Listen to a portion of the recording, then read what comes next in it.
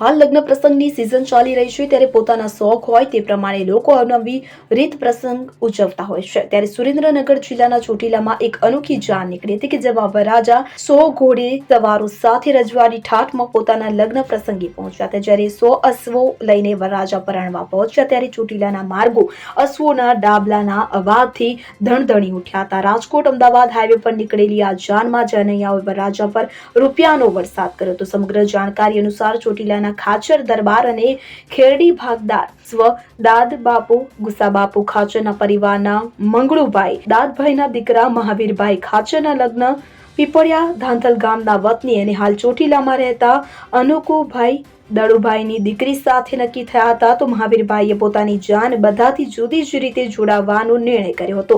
રજવાડી ઠાઠ સાથે ઘોડા પર સવાર થઈને જાન જોડવાનું નક્કી થયું હતું અને એક સાથે 100 જેટલા ઘોડી સવારો સાથે જાન જોડી હતી ત્યારે 100 ઘોડી સવારો સાથે મહાવીર ખાચરની જાન ખરેડીથી નીકળી ચોટીલા પહોંચતા જ આકર્ષણનું કેન્દ્ર બની હતી।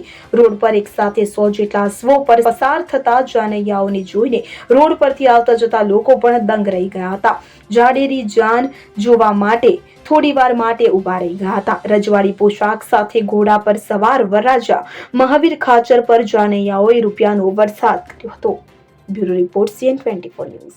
હવે જુઓ દેશ દુનિયાની તમામ ખબરો તમારી આંગળીના ટેરવે। ઉઠાવો મોબાઈલ અને ગૂગલ પ્લે સ્ટોર પરથી ડાઉનલોડ કરો અમારી CN24 ન્યૂઝ મોબાઈલ એપ।